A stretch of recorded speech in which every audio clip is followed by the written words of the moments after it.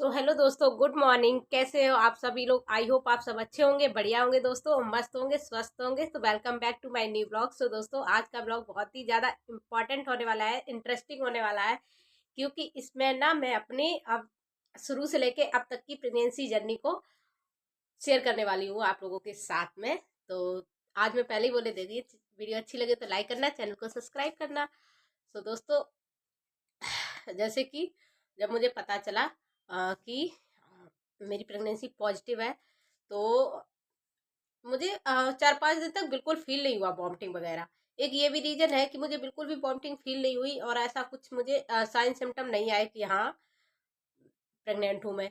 तो उसके बाद जब फिर मैंने चेक कर लिया, मुझे पता है पॉजिटिव आ गई, तो मैंने सोचा कि क्योंकि जो आप लोगों को पता ही है कि मेरा पिछली बार मिस अबॉर्शन हो गया था, तो इस चक्कर में मैंने डिले ना करके तुरंत ही अपनी गायनोक को पहुंचे बताने के लिए। तो उन्होंने मुझे वही पुरानी हिस्ट्री ली।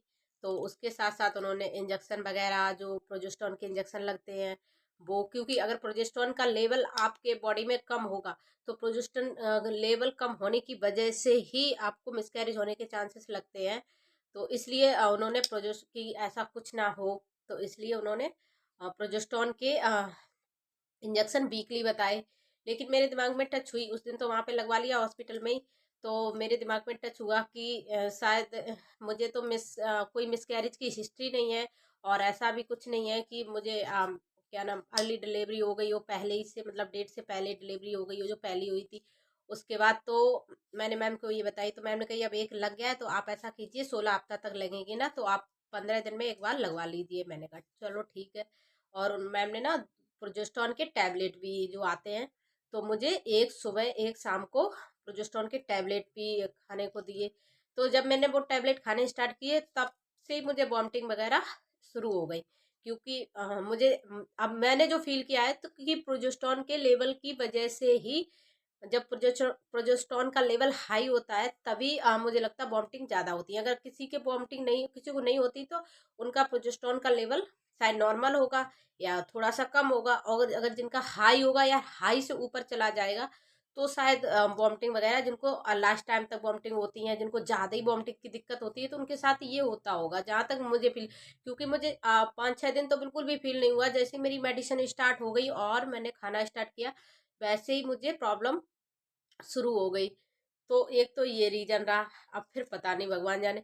उसके बाद आपको पता है मुझे कोल्ड है, तो सही नहीं हो रहा आपकी बार। तो उसके बाद मेडिसिन चलती रही। तो 3 महीने हो गए। 3 महीने पे वही मैंने अल्ट्रासाउंड कराया, तो प्लेसेंटा प्रीविया आया, जैसे कि आप लोगों को पता है। फिर उसके बाद मुझे बेड रेस्ट वगैरह की सलाह दी गई। उसके बाद फिर मैंने अपना 20 हफ्ते पे कराया, तो उसमें मेरा प्लेसेंटा सही हो गया, तो नॉर्मल लेवल पोजीशन पे आ गया। उसके बाद तो फिर मैम ने मतलब 3 महीने के बाद वॉमिटिंग की, फिर उसमें टैबलेट उन्होंने पहले ही से लगा के दी थी कि डेली शाम को वॉमिटिंग की खानी है। तो मतलब कभी कभार हो जा रही थी, और अगर गलती से मिस हो गई जिस दिन, तो उस दिन समझो 2-3 उल्टी होनी ही है, इतना मतलब दिक्कत थी। तो फिर मैम ने सोचा होगा कि 3 महीने हो गए, शायद अब बंद हो जाए वॉमिटिंग वगैरह। तो 3 दिन, शायद 2 दिन मैंने नहीं, 2 दिन स्किप की कर पाई। तो पूरे दिन मैंने कुछ नहीं खा पाया। इतनी मतलब जैसे ही खाने बैठे उबकाई आ रही, जैसे ही खाने बैठे उबकाई आ रही। तब भी 3-4 वॉमिटिंग हो गई पूरे दिन में, जब कुछ खाया नहीं उसके बाद भी। तो तुरंत मैंने मैम को फ़ोन किया, तो मैम ने कहा आप आ जाइए, हॉस्पिटल दिखवा दे रहे हैं। तो उन्होंने फिर मुझे बोतलें चढ़ा दी, 2 बोतलें चढ़ गई। उसके बाद फिर वही कंटिन्यू मेडिसिन करने को बोला।